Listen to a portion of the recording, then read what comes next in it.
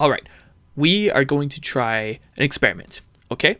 I'm going to give you 3 seconds and you're going to think of what a Viking is right in your head, okay? Ready? Go. Okay, perfect, great. Keep that image in your mind. I am willing to bet that that image probably looked something like this. No one's gonna take me alive. The time has come to make things right. You and I must fight for our rights. You and I must fight to survive. Know this.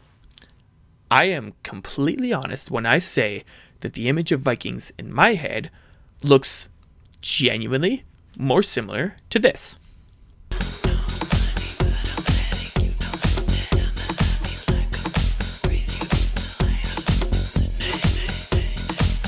I am not lying, and I understand your confusion.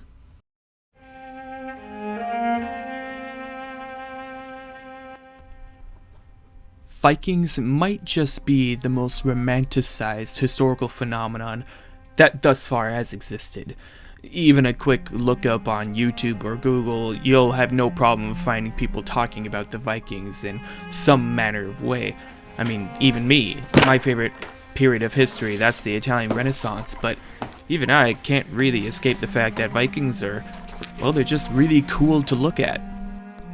And it's the aesthetics of Vikings that I really want to focus on. We could talk about the history of Vikings, but honestly, it's a lot longer and more boring than you might think. I'm not a huge fan of military histories to begin with. The more interesting part of Viking history is military history. The other part of Viking history is mainly politics, very courtly, very ceremonial in many ways. But it's not the kind of Game of Thrones kind of politics interesting, or even Vikings from the History Channel interesting. It's more so like paperwork kind of politics, very ceremonial, very bland in many ways. We tend to focus on the aesthetics with Vikings, and for good reason, because that might be the thing that we know the most about the Vikings and the Norse in general. I'll get into why we know more about that later on in the video. So today we're going to be focusing primarily on the aesthetics and what makes Vikings look so interesting to us. I'm hoping with this discussion that we can talk about Viking aesthetics, how they looked, but how we know they looked the way that they did, how that changed from what we think Vikings actually looked like, as well as see what makes them unique. Some of these things are going to be very obvious. Some of them are well known, well documented, and other people have talked about them quite a lot as well. But some of them are very unique and will probably come as quite a hefty surprise for a lot of people, because some of the things that Vikings did were very odd. Alright, pretty intro done, let's get to the real shit. In terms of answering the question, how do we know what we know about the Vikings? We can kind of look at it into 4 corners kind of thing. Half of the corners are going to be towards from Viking sources, half the corners are going to be from not Viking sources, i.e. foreign. Christian Europe, Middle East, Russia, those kind of places. Alright? Along with that, we can kind of split it into written sources and non-written sources, i.e. stuff, artifacts, things of that nature. Alright? When it comes to the split between foreign and domestic, basically we can say pretty reliably that sources that depict the Vikings that are farther away typically are going to be less accurate, right? We can trust sources closer to the Vikings more so than we can trust sources that were farther away from the Vikings, alright? There are references to the Vikings in Italy. There's not many, and we don't know how trustworthy they are because most of them at that point is largely rumor, right? Same thing with the Middle East, same thing with North Africa, so on and so forth. The Vikings were there, but not often, and basically it's just all rumor for the most part, right? Now the split between written sources and artifacts, that one is a little bit more interesting because with written sources, the only written sources that we have are from the foreign side of things. we don't have very many written sources from the Vikings themselves. Most of what the Vikings wrote was on wood. Wood doesn't last very long in an archaeological sense. It has a tendency to, rot and decompose. So from the Vikings themselves, we don't have very many written sources, which is problematic because it means most of the written sources that we have on the Vikings, they come from Christian Europe, the same guys that were being plundered by the Vikings. So there's an obvious bias there that's not very helpful, right? When it comes to the archaeological things side of research, then things get a lot more interesting, all right? Basically what we can see is, the places where the Vikings tended to live, all right, Scandinavia, some places in Northern Europe like the Netherlands, some parts of Northern France, England, Scotland, Ireland, Iceland, and Greenland. Basically, all of their artifacts are around there. There are some examples of those artifacts spreading farther out, but they're much rarer because they were farther away, right? Generally, most of what we know from the Vikings in terms of how they looked comes from Viking burials and graves, all right? So if we look at a lot of their graves, the Viking tendency was that they would be buried with most of the things that were deemed important in the afterlife of some kind, all right? If they were rich, they typically had richer things. Awesome, fantastic. If they were poor, then they would have maybe a couple small token of things, but general rule of thumb was that the afterlife was considered a sort of continuation of this life, so they needed the things that they would regularly need in the afterlife. So most of what we know comes from Viking burials and those kinds of things. Quite helpful, actually. There's this one documentary maker named Neil Oliver. He wrote several books about the history and archaeology in terms of Northern Europe, and he did one on the Vikings. Really interesting book. He also does several documentaries for the BBC, and you can learn more from him if you want. Okay, let's take apart some of the stereotypes from Vikings that we have or that are common in the world right now. Okay, here is the list. Alright, we're gonna go through these one at a time, talk about if they're accurate or if they're not accurate, so on and so forth. Okay, first one, helmets with horns. No, of course not, and I'm not the first one to have discussed this. You can find tons of discussion on that. If you're still on the mindset that Vikings had horns on their helmets, then go to whatever kind of janky group on Facebook you're still on. Alright, next one. Dark and moody clothes. This one's coming particularly from recent shows like Vikings or Game of Thrones, those kinds of things, where all medieval clothing is black or some shade of gray or some faded brown kind of thing. Not really, actually. Vikings, they wore quite bright, vibrant colors, and it kind of added to their thing. Most of it would have been blue, admittedly, which kind of works, I think, as a Viking aesthetic. But yeah, bright clothes most of the time. Alright, next one, clothes with fur. Not wrong. That being said, it was only really limited to wintertime, and even then it's Scandinavia, so wintertime for them is kind of a normalcy kind of thing. But clothes with fur, usually only if you're rich, and usually only if it was wintertime kind of thing. Alright, tattoos on head. There's some evidence we think of this, but not as much as people would think. Once again, Vikings from History Channel is probably to blame for this one. There are examples of tattoos being on the head coming from some Christian writing on the Vikings, but not nearly as common as people would think. Big beards. I mean, about as common as they would be now. It was just a variety of facial hair styles. Some people were clean shaven, some people had small beards, some people had handlebars, some people had, chin straps, and some people had big beards, but not as common as you would think. And even then, when you talk about the Norse, that can only really apply to half of the population anyway. Most women couldn't grow beards, alright? That kind of thing. Unless, there's circus folk, but the circus didn't really start happening until 1800s. Greatest Showman, good movie. Alright, next one, swords. Okay, this one's actually pretty accurate. Most most people usually carried a sword around with them a lot of the time, or at the very least, a large kind of worked knife kind of thing. Viking swords, they were about as expensive as they were in the rest of medieval Europe, but it apparently was quite common that most Vikings would carry a sword.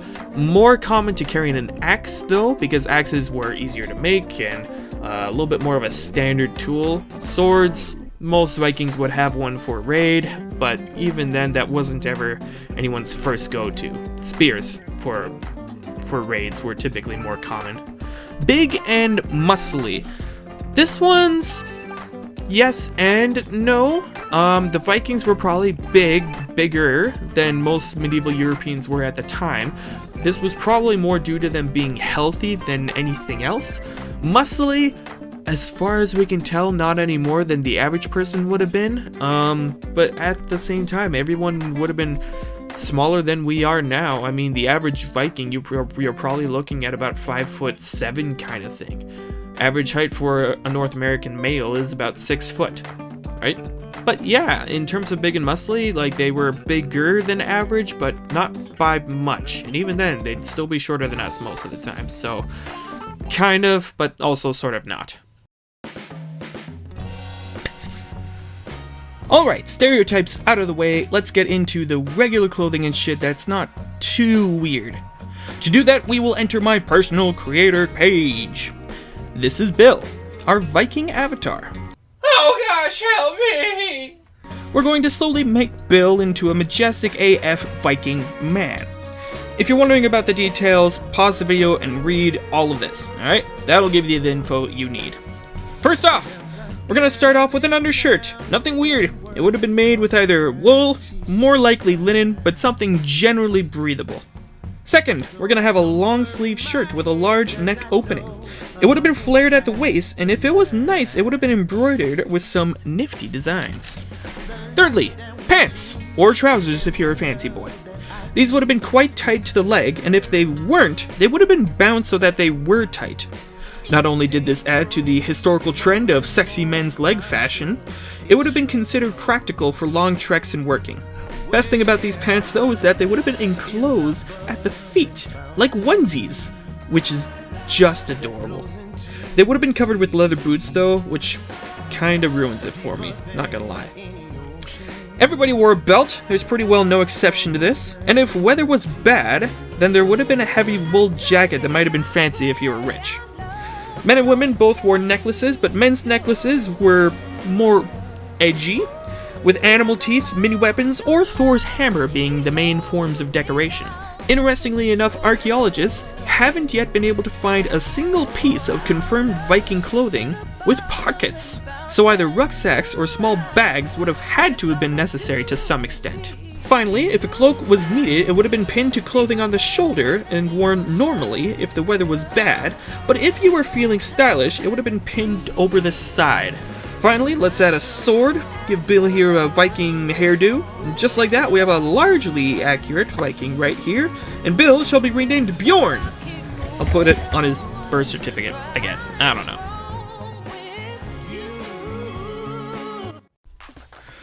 Right, remember at the start of the video where Vikings reminded me of fashionistas, right, when I said that? Well, welcome to the part of the video where I actually explain that a little bit.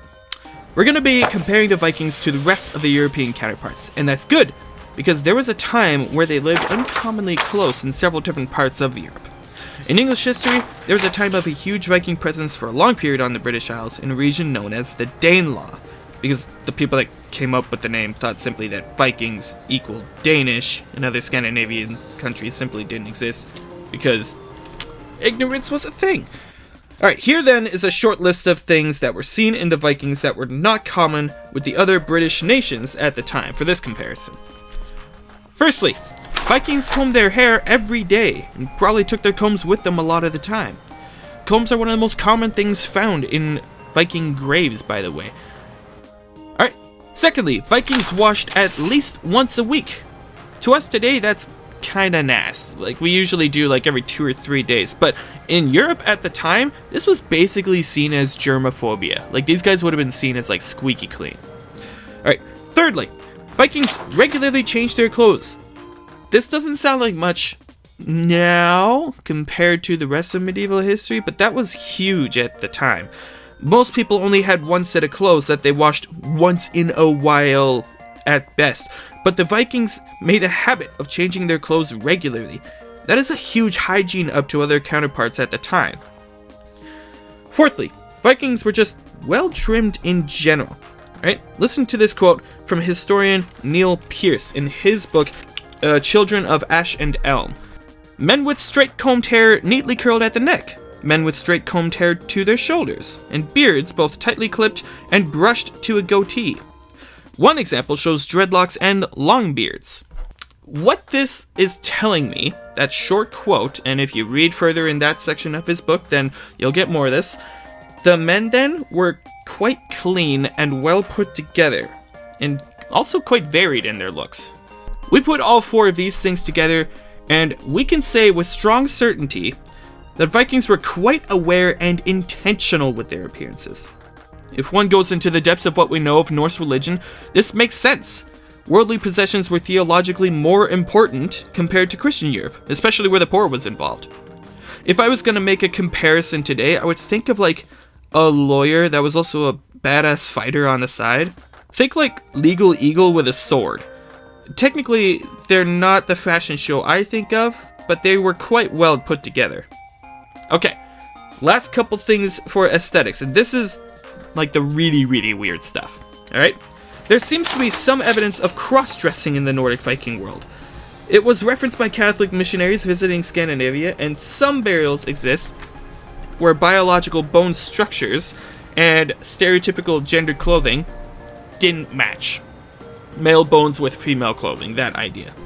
Apparently it was common enough, yet unwanted enough, that this was supposedly written in most earls' law that cross-dressing was specifically not permitted either in public or private. Which, I mean, if the law was written, then it must have been common enough where the earls thought that the law was needed, right? Lastly, and this one admittedly might go against my fashionista trend here. So, body modification was a thing in all times and all forms, right?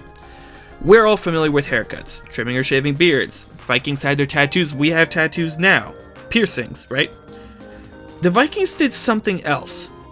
Here's a hint. Remember that second Hunger Games movie?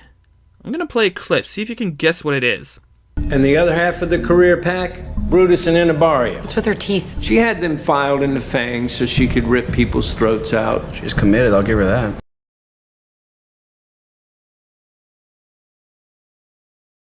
What? Okay, yeah, Vikings filed their teeth. Not into fangs, but who cares about that? Filing your teeth is metal as fuck. They would file lines or chevrons across the front of their teeth and then fill in those lines with a red resin so that red lines were clearly shown when the teeth were exposed from their mouth, which would be pretty damn common. How often do you speak in a day? How often do you eat in a day? And besides the actual raids, this was probably the biggest thing about the Vikings that gave them this intimidating reputation. Because this was common amongst a particular group of Norse, specifically those involved with the sea. So sailors, captains, those who worked at ports or harbors, and those who went on raids. Guys, if you were in a fight, there was no doubt in my mind that this would have looked alien and intimidating as all hell. Heck, to old Catholic Europe, this would have looked like the spawn of hell was coming to kill them. There's written accounts of that in multiple times during Viking raids that they thought these guys looked like they were from hell. I would definitely be scared as fuck too. And a reminder that filing teeth is insane. Congratulations! You now know what Vikings actually look like, you scholar, and can tell all of your friends. But now that we know what an accurate Viking looks like, what series of media has the best example of Vikings? Nope. Nuh-uh. Well, okay, we talked about this. Yeah, pretty good actually. Cool, but he's Greek. Okay, well this is just insulting. This is the wrong continent. What the fuck? I've been playing this garbage for 96 hours and I can't stop.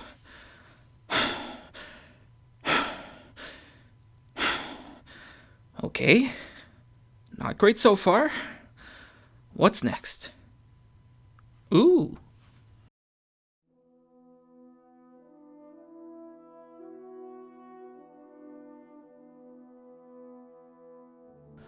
Realistically, it wasn't even close. Banner Saga has easily the most accurate to history Vikings that I've seen so far, and it's not even a true Viking story. Ignoring several mythological creatures you can play with, the characters in these stories are incredibly accurate to what Vikings look like in nearly every way. And hey, if you're bad at animated Norse chess like I am, then maybe someone else could have gotten the sad ending.